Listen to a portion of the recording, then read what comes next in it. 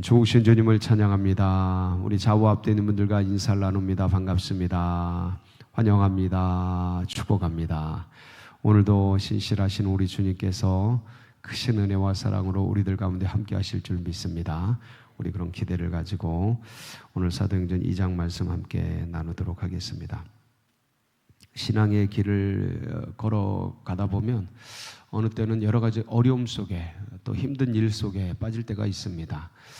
신앙이 있고 예수가 있고 믿음이 있는데 왜 그럴까? 그것은 성령님을 의지하는 힘이 약해질 때 이제 그렇게 됩니다. 똑같은 사람인데, 똑같은 믿음의 사람인데 어느 때는 분명히 탄탄하게 또 행복하게 기쁘게 믿음의 길을 갈 때가 있는가 하면 똑같은 능력과 믿음을 가지고 있는데 어느 때는 이렇게 침체되고 우울해지고 또 뭐 사방에 우겨쌈을 당하는 것 같고 막 그렇게 살아 지낼 때가 있지 않습니까? 그게 왜 그러냐? 마음에 이제 위축과 어려움들이 찾아와서 그렇습니다. 마음의 위축과 어려움들은 왜 찾아오냐? 여러 가지 상황들, 환경들이 이제 내 마음 속에 밀고 들어오는 거죠. 밀고 들어오는 거예요. 이제 그런데 내가 믿음이 있는데도 왜 그러냐? 원래 인생이 그렇습니다. 뭘 가지고 있어도 사방에서 막 밀려 들어옵니다. 그래서 내가 가지고 있는 게 중요한 게 아니고 내가 그걸 지금 의지하고 있느냐가 더 중요합니다. 내가 핸드폰을 가지고 있고 슈퍼컴퓨터를 가지고 있어도 그걸 내가 의지하고 잘 써야 써지는 거지 가지고 있다고 사용되는 게 아닙니다. 그래서 믿음도 마찬가지고 은혜도 마찬가지예요. 그래서 주님을 의지하고 주님을 의뢰하고 바라봐야 되는데 이제 그런 게 상황과 환경 속에서 밀려 들어오면서 막히는 거죠. 그래서 다른 걸 보는 거예요. 그러니까 그 예수 그리스도를 바라보게 하는 힘, 그게 무슨 힘이냐면 성령이 주시는 힘입니다. 상황과 환경 너머에서 뭘 바라보도록? 예수를 바라보도록, 복음을 붙들도록, 믿음을 의지하도록, 그렇게 그 방향으로 우리의 감동, 감화, 의식을 그쪽으로 끌어가도록 해주는 힘, 그게 뭐예요? 성령이에요, 성령. 그래서 성령을 의뢰해야 돼요, 자꾸. 그래서 여러 가지 어려움과 힘든 일이 있어도 없을 수가 없어요.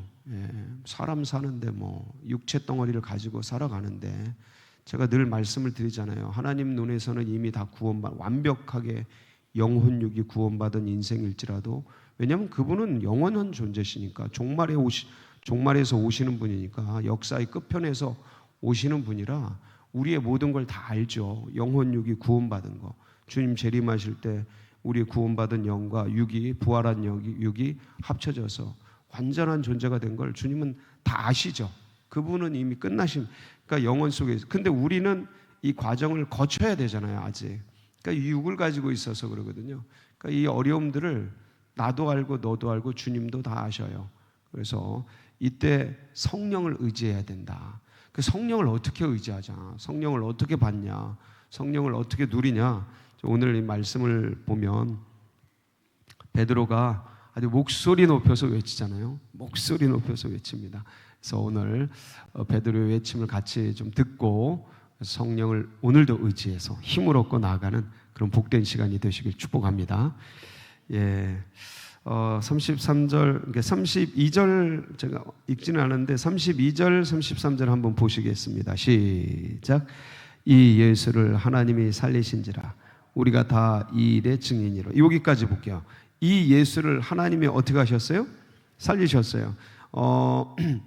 지금 다윗은, 그러니까 베드로가 말씀을 인용해서 시편 말씀 16편 말씀이거든요. 8절로 11절인데 시편 말씀을 인용해서 다윗이 그러니까 하나님이 보내신 자를 썩지 않도록, 그 몸이 썩지 않도록 하실 것이다 라는 그 고백을 다윗이 했는데, 다윗은 죽었지 않냐, 썩었지 않냐. 그럼 그 하나님의 사람, 그분이 누구시냐? 다윗이 노래했던 그 사람, 그분이 자신이 아니고 누구시다? 메시아시다. 그 메시아가 누구시다? 예수님이시다. 그분이 썩음을 당치 않도록 하나님이 살리신 것이다 하고 지금 증언하는 거예요.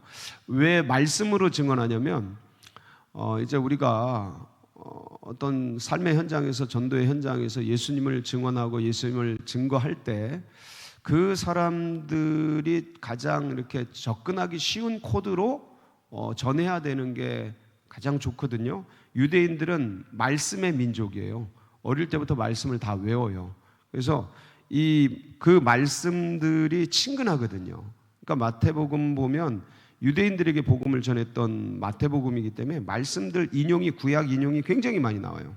그래서 이 말씀도 지금 베드로가 인용하는 이 말씀도 예수님이 했던 말씀이거든요.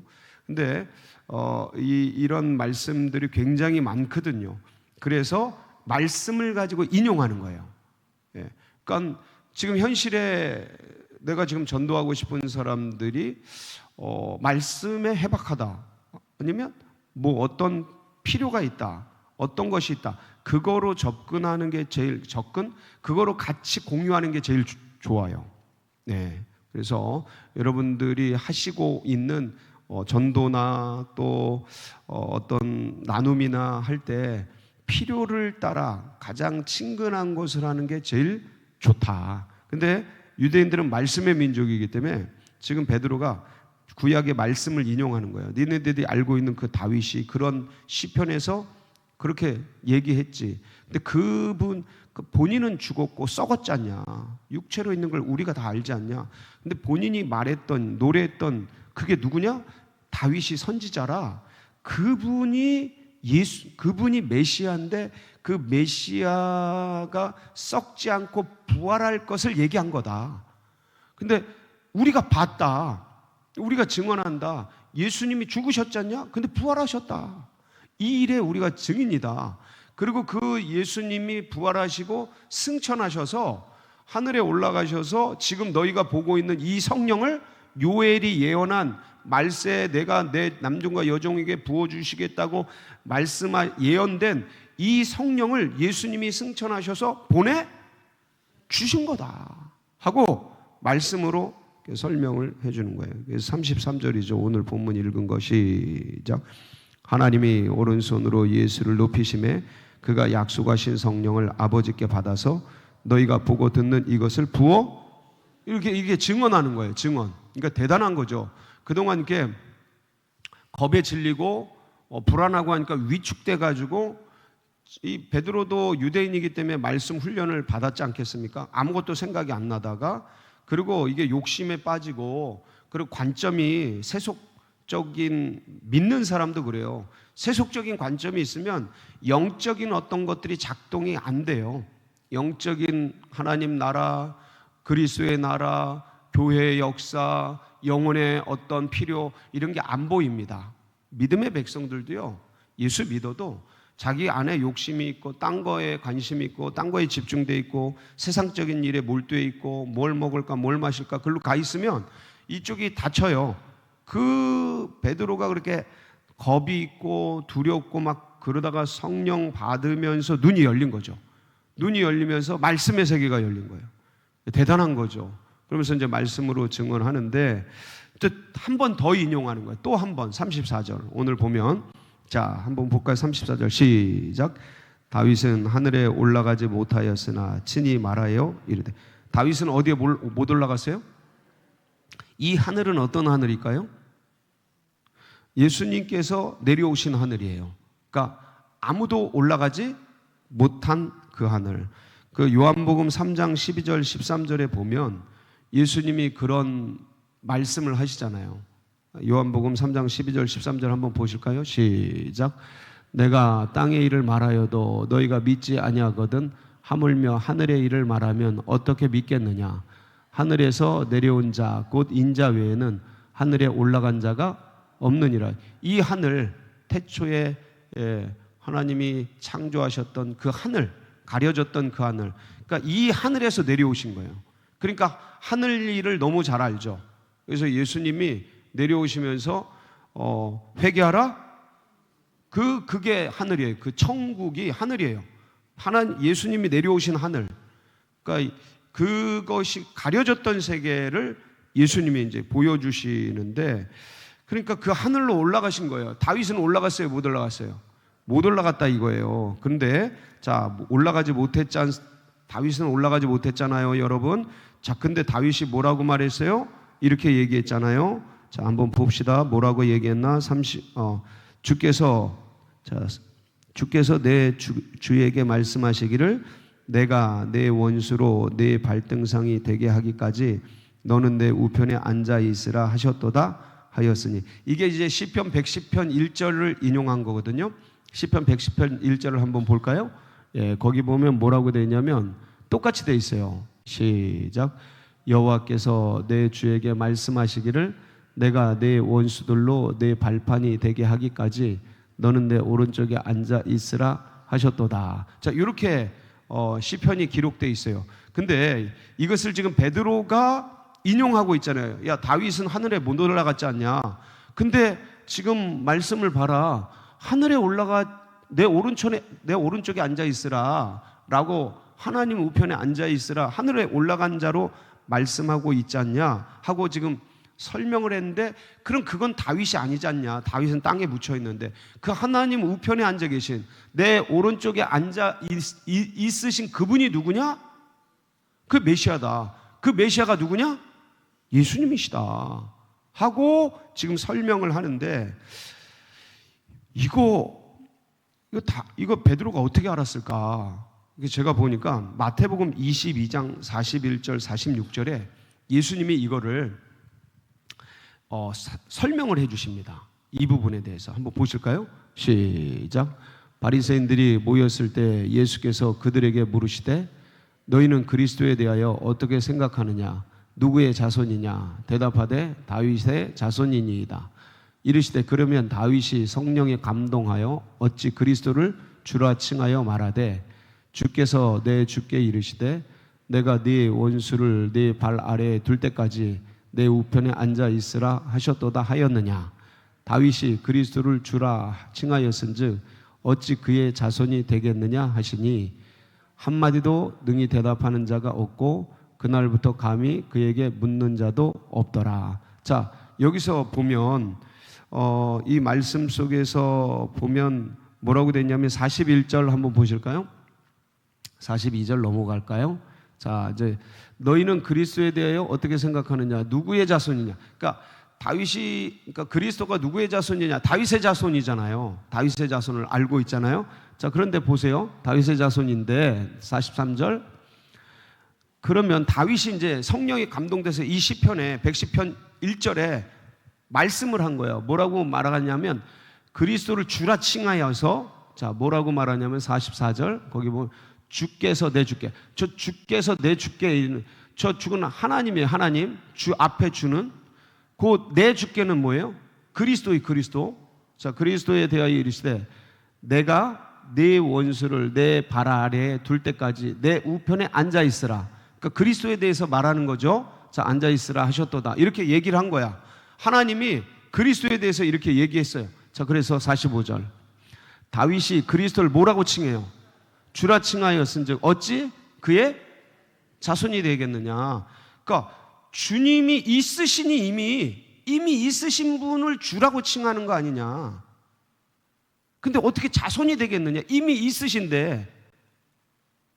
근데 니네들 그리스도를 다윗의 자손으로 알고 있지 않느냐? 그러니까 이게 굉장히 그 어떤 시간을 초월하신 분이기 때문에 우리 인간들로서는 그때 당시에 이제 이해가 잘 안 되는 그런 얘기인데 우리는 이해를 하잖아요. 이미 그분은 시간을 초월해서 먼저 계셨지만 육체로서 나중에 오셔서 다윗의 자손이 되신 거고, 그건 육으로고 영으로는 이미 계셨던 분이기 때문에 성령이 감동이 돼서 다윗이 그리스도를 주로 고백하면서 먼저 계신 분인 것을 이제 고백한 거죠. 그래서 다윗의 자손이 아니다라는 소리가 아니고 다윗의 자손으로 육체적으로는 오셨지만 먼저 계신 분이다라는 거죠. 먼저 계신 분이다. 예, 이렇게 하면서 요 말씀을 시편 110편 1절을 인용했는데 그때 그 말씀을 지금 베드로가 그대로 인용하는 거예요.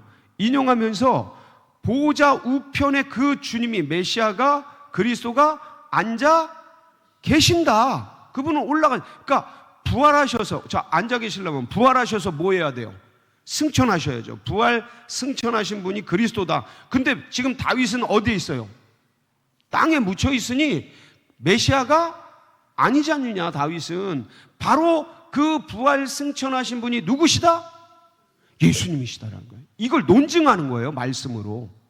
유대인들이 알고 있는 그 말씀을 가지고 니네들을 지금 잘못 알고 있다. 그건 다윗이 아니다.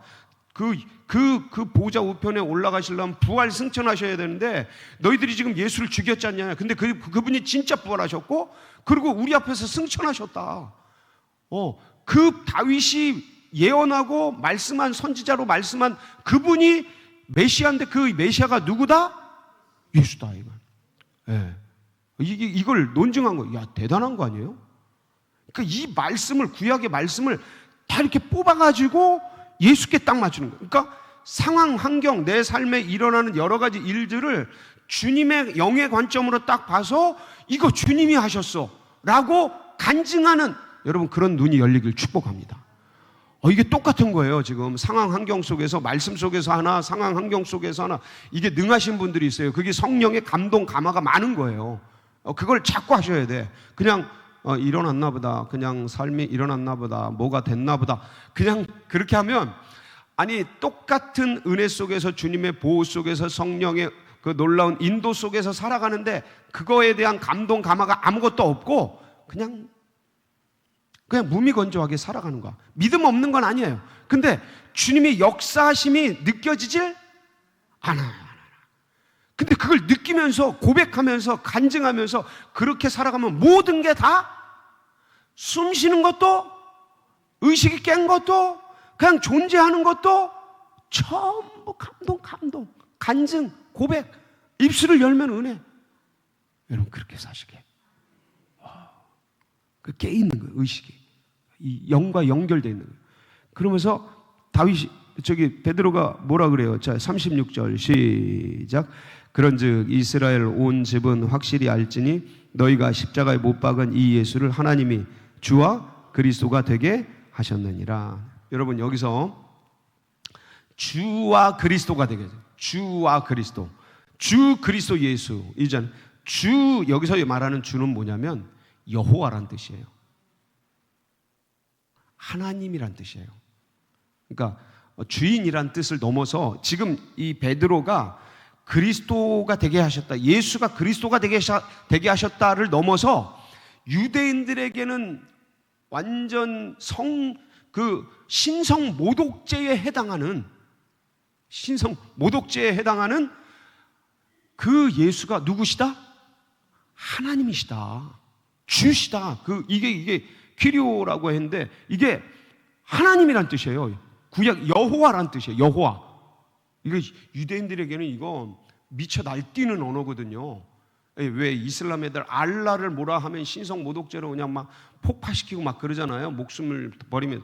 그런 거랑 똑같은 거예요. 유대인들 이거 건드리면 미쳐버리거든요. 예수님이 이거 건드려서 사실은 십자가에 달리신 거거든요. 그런데 베드로가 지금 막 하면서 주 예수가 뭐다? 하나님이시다. 주란 뜻이 이게 하나님이란 뜻이에요.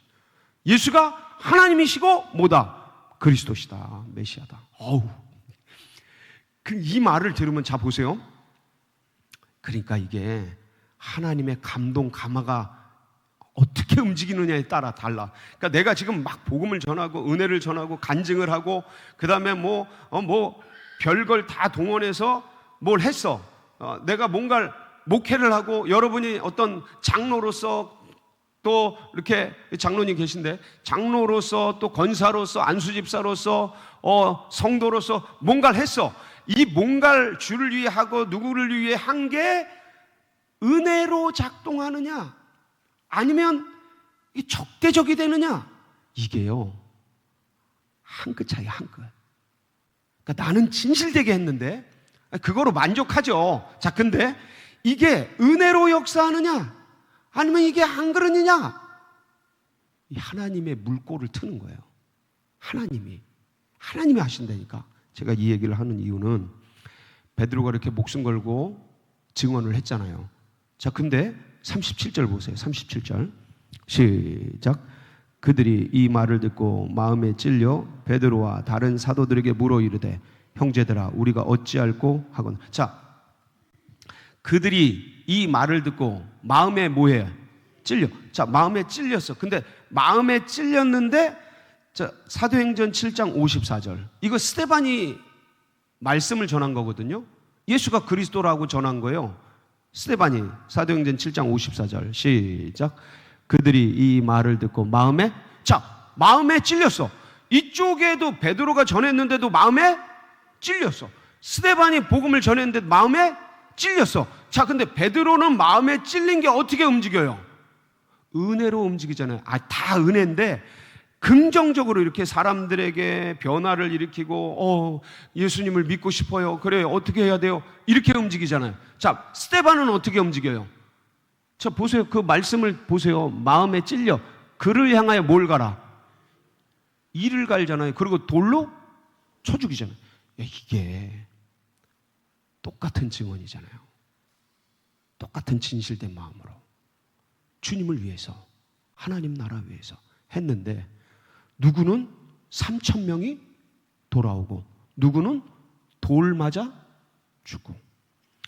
여러분, 이게 하나님의 주권이에요. 그러니까 내가 뭘 하잖아. 내가 뭘 막 하고 막 잘 되고 안 되고 뭐 어렵고 별일이 다 생기잖아요. 그러니까 우리는 주를 위해 충성하고 하는 거야. 근데 그 결과가 어떻게 되는 건 누구에게 달린 거야? 잘 되면 감사, 안 되면 은혜. 안 되면 은혜. 그러니까 잘 되고 안 되고의 어떤 현상적인 거에 마음을 뺏기지 말아라. 지금 똑같잖아요. 지금 마음에 찔린 건. 근데 누구는 그냥 막 영웅이 되고 누구는 돌 맞아 죽고. 수치죠. 아니, 우리는 순교인데, 우리로서는 순교인데 그 그냥 사회적 현상으로 보면 수치죠. 수치. 돌 맞아 죽어서. 근데 누군 영웅이 되고 누구는 수치가 되고 혐오가 되고 이러는데 똑같은 일을 해도 이렇다. 그럼 그거를 그렇게 움직이시는 분이 누구시냐? 하나님이시니 주권은 주님께 있으니 그 현상적인 것, 내가 뭘 했어. 근데 이게 누군가를 받아들여주고 너무 좋아하고 막, 근데 뭘 했어. 그냥 싫어하고 오해하고 어려워하고 막 그래. 물론 뱀 같은 지혜로서 상황 잘 다스리면 뭘 해야 되지만, 근데 결국 종국적으로 그 결과를 만들어 주셔서 그렇게 역사하시는 분이 누구시다? 하나님이시니까 거기에 너무 마음 뺏기지 말아라.